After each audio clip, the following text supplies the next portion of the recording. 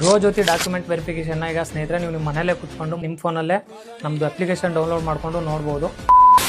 ಹೌದು ಸ್ನೇಹಿತರೆ, ಈಗ ಗೃಹಜ್ಯೋತಿ ಅರ್ಜಿ ಮರುಪರಿಶೀಲನೆ ಈಗ ಪ್ರತಿಯೊಬ್ಬರು ಅವ್ರ ಫೋನಲ್ಲೇ ನಮ್ಮದು ಅಪ್ಲಿಕೇಶನ್ ಇದೆ, ಅದನ್ನು ಡೌನ್ಲೋಡ್ ಮಾಡ್ಕೊಂಡು ನೋಡ್ಬೋದು ಅಂತ ಇಲ್ಲೊಬ್ರು ಹೇಳ್ತಾ ಇದ್ದಾರೆ. ನೋಡ್ಕೊಬರೋಣ ಬನ್ನಿ. ಗೃಹಜ್ಯೋತಿಗೆ ಇವತ್ತಿಂದ ಹೊಸದಾಗಿ ರೀ ಅಪ್ಲಿಕೇಶನ್ ಸ್ಟಾರ್ಟ್ ಆಗಿದೆ. ಈ ಸರಿ ಹೊಸ ಅಪ್ಡೇಟ್ ಏನಂದ್ರೆ ಮೊಬೈಲ್ ಆಪ್ ಮೂಲಕ ಅರ್ಜಿ ಹಾಕೋಕೆ ಲಿಂಕ್ ಬಿಟ್ಟಿದ್ದಾರೆ. ನಿಮ್ಮ ಮೊಬೈಲ್ ನಂಬರ್, ಆಧಾರ್ ನಂಬರ್ ಮತ್ತೆ ನಿಮ್ಮ ವಿದ್ಯುತ್ ಮೀಟರ್ ನಂಬರ್ ಹಾಕಿ ಈಸಿಯಾಗಿ ಅರ್ಜಿಯನ್ನ ನಿಮ್ಮ ಮೊಬೈಲ್ ನಿಂದನೇ ಹಾಕಬಹುದು. ಈ ಲಿಂಕ್ ಅಂತ ಕಾಮೆಂಟ್ ಮಾಡಿ. ಅಲ್ಲ, ಇವರು ಈ ತರ ತಪ್ಪು ಮಾಹಿತಿನ ಜನರಿಗೆ ತಿಳಿಸ್ತೀವಿ ಅನ್ನೋ ಒಂದು ಗಿಲ್ಟ್ ಫೀಲಿಂಗು ಇರಲ್ವಾ ಅಂತ ಇವರಿಗೆ. ನಂದೇ ವಿಡಿಯೋ ಕ್ಲಿಪ್ಪಿಂಗ್ಸ್ ಹಾಕೊಂಡಿದ್ದಾರೆ, ಅದಕ್ಕೆ ಕಮೆಂಟ್ ಮಾಡಿದ್ರೆ ಕಮೆಂಟ್ಗೂ ರಿಪ್ಲೈ ಮಾಡಿಲ್ಲ ಇವರು. ಸುಮ್ಮನೆ ಈ ತರ ವಿಡಿಯೋ ಮಾಡ್ಬಿಟ್ಟು ಜನರನ್ನ ಮತ್ತೆ ಗೊಂದಲಕ್ಕೆ ಈಡ್ ಮಾಡ್ತಾ ಇದಾರೆ ಇವರೆಲ್ಲ. ಯಾವುದೇ ತರ ಲಿಂಕ್ ಇಲ್ಲ ಸ್ನೇಹಿತರೆ, ಅದು ನಮ್ಮ ಸಿಬ್ಬಂದಿಯವರೇ ಪ್ರತಿ ಮನೆಗೂ ಬಂದ್ಬಿಟ್ಟು ವೆರಿಫಿಕೇಶನ್ ಮಾಡ್ತಾರೆ. ಅದೇ ತರ ನಾನು ಇನ್ನೂ ಕೆಲವೊಂದಿಷ್ಟು ಮೀಡಿಯಾ ಚಾನಲ್ಗಳಲ್ಲೂ ಹಾಕೊಂಡಿದ್ರು, ನೋಡಿದೆ ಈ ತರ ನಿಮ್ ಮೊಬೈಲ್ ಅಲ್ಲೇ ಮಾಡ್ಬೋದು ಅಂತ. ಆ ತರ ಯಾವ್ದು ಮೊಬೈಲ್ ಅಪ್ಲಿಕೇಶನ್ ಇನ್ನ ಬಂದಿಲ್ಲ ಸ್ನೇಹಿತರೆ. ದಯಮಾಡಿ ಈ ತರ ತಪ್ಪು ಮಾಹಿತಿನ ನೋಡ್ಬಿಟ್ಟು ಆಫೀಸ್ ಹತ್ರ ಹುಡುಕ ಬರೋದು, ಲಿಂಕ್ ಬಿಟ್ಟಿದ್ದಾರೆ ಸರ್ ಅಂತ DM ಮಾಡೋದು ಆಗಿರ್ಲಿ, ಕೇಳೋದು ಅವೆಲ್ಲ ಮಾಡಬೇಡಿ. ಯಾವ್ದೇ ತರ ಲಿಂಕ್ ಸದ್ಯದ ಮಟ್ಟಿಗೆ ಎಲ್ಲೂ ಬಿಟ್ಟಿಲ್ಲ.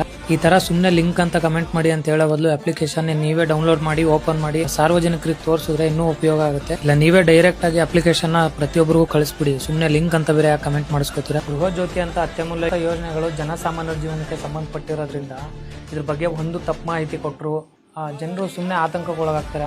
ಕಚೇರಿಗೆ ಅಲ್ದಾಡ್ತಾರೆ, ಅವ್ರ ಸಮಯ ಮತ್ತೆ ಹಣ ಎರಡೂ ವ್ಯರ್ಥ ಆಗುತ್ತೆ. ತುಂಬ ಜನಕ್ಕೆ ಡೌಟ್ಸ್ ಇದೆ, ಬಾಡಿಗೆ ಮನೇಲಿರೋರು ಯಾವ ಥರ ಮಾಡಬೇಕು, ಅದೇ ಥರ ಈಗ ನಮ್ಮದು ಕಾಸ್ಟ್ ಸರ್ಟಿಫಿಕೇಟ್ ಇಲ್ಲ, ನಮ್ಮದು ರೇಷನ್ ಕಾರ್ಡ್ ಇಲ್ಲ ಸರ್, ನಾವು ಅರ್ಜಿ ಹಾಕೋಕ್ಕಾಗಲ್ವಾ ಅಂತ ಸುಮಾರು ಜನ ಕೇಳ್ತಾ ಇದ್ರಿ. ಆಮೇಲೆ ಅದೇ ಥರ ಈಗ ಅರ್ಜಿ ಹಾಕಿರೋರು ತೀರೋಗಿದ್ದಾರೆ, ಆಮೇಲೆ ಅರ್ಜಿ ಹಾಕಿರೋರು ಬೇರೆ ಮನೆಗೆ ಶಿಫ್ಟ್ ಆಗಿದ್ದಾರೆ, ಈಗ ಹೊಸದಾಗಿ ಬಾಡಿಗೆಗೆ ಬಂದಿರ್ತಾರೆ, ಹಳಬ್ರು ಅರ್ಜಿ ಹಾಕಿ ಹೋಗಿರ್ತಾರೆ. ಆ ಥರ ಕೇಸಸ್ಸಲ್ಲಿ ಏನು ಮಾಡಬೇಕು ಅಂತ ತುಂಬ ಜನ ಡೌಟ್ಸ್ ಕೇಳ್ತಾ ಇದ್ರಿ. ಸೊ ಒಂದೊಂದಾಗಿ ಹೇಳ್ತಾ ಹೋಗ್ತೀನಿ. ಸ್ನೇಹಿತರೆ, ನಿಮಗೆ ಗೃಹಜ್ಯೋತಿ ಹೊಸದಾಗಿ ಅರ್ಜಿ ಹಾಕಬೇಕು ಅಂದರೆ ಕಂಪಲ್ಸರಿ ಡಾಕ್ಯುಮೆಂಟ್ಸ್ ಯಾವುದ್ಯಾವುದು ಅಂದರೆ ನಿಮ್ಮದು voter ID, Aadhaar card, passport size photo, ಬಾಡಿಗೆ ಮನೆ ಆಗಿದ್ರೆ ರೆಂಟಲ್ ಅಗ್ರಿಮೆಂಟ್, ಇವು 4 ಅಂತೂ ಕಂಪಲ್ಸರಿ ಇರಲೇಬೇಕು. ಅದೇ ಥರ ಜಾತಿ ಪ್ರಮಾಣ ಪತ್ರ ಬಗ್ಗೆ ತುಂಬ ಜನಕ್ಕೆ ಕನ್ಫ್ಯೂಷನ್ಸ್ ಇದೆ, ಯಾಕೆ ಕೊಡಬೇಕು ಏನು ಅಂತ. ಸ್ನೇಹಿತರೆ, ಎಲ್ಲರೂ ಕೊಡುವಂಥದ್ದು ಏನಿಲ್ಲ. SC ST ಅವ್ರು ಆಗಿದ್ದರೆ ಮಾತ್ರ ಜಾತಿ ಪ್ರಮಾಣ ಪತ್ರ ಫೋಟೋ ಕೇಳುತ್ತೆ, ಇಲ್ಲಾಂದರೆ RD ನಂಬರ್ ಕೊಡಬೇಕು. ಅದು ಇಲ್ಲ ಅಂದರೆ ಓಕೆ, ಒಟ್ಟಿನಲ್ಲಿ ನೀವು ಯಾವ ಜಾತಿ ಅಂತ ಹೇಳಿದ್ರೆ ಸಾಕು. ಬಾಡಿಗೆ ಮನೇಲಿ ಇರೋರು ಮಾತ್ರ ಕಂಪಲ್ಸರಿಯಾಗಿ ರೆಂಟಲ್ ಅಗ್ರಿಮೆಂಟ್ ಮಾಡಿಸಿರ್ಬೇಕು. ರೆಂಟಲ್ ಅಗ್ರಿಮೆಂಟ್ ಫೋಟೋ ಕೇಳುತ್ತೆ, ಫೋಟೋ ಹಾಕಿದ್ಮೇಲೆ ಮುಂದೆ ಪ್ರೊಸೀಡ್ ಆಗೋದು. ಸೊ ಆದಷ್ಟು ಎಲ್ಲರೂ ರೆಂಟಲ್ ಅಗ್ರಿಮೆಂಟ್ನ ಮಾಡಿಸ್ಕೊಳ್ಳಿ. ಮೀಟ್ರ್ ಯಾರು ಹೆಸರೆಲ್ಲಾರು ಇರಲಿ, ಅರ್ಜಿ ಹಾಕೋಕ್ಕೆ ಯಾರು ಈಗ ಪ್ರೆಸೆಂಟ್ ಮನೇಲಿ ಇದ್ದೀರಾ ಅವ್ರದ್ದು ಡಾಕ್ಯುಮೆಂಟ್ಸ್ ಕೊಟ್ಟರೆ ಸಾಕು. ಒಂದಿಷ್ಟು ಜನಕ್ಕೆ ಡೌಟ್ ಇದೆ, ಏನಪ್ಪ ಅಂದರೆ ಈ ಎಲ್ಲ ಡಾಕ್ಯುಮೆಂಟ್ಸ್ನು ಜೆರಾಕ್ಸ್ ಮಾಡಿಸ್ಬೇಕಾ, ಒರಿಜಿನಲ್ ಬೇಕಾ, ಯಾವ ಥರ ಅಂತ.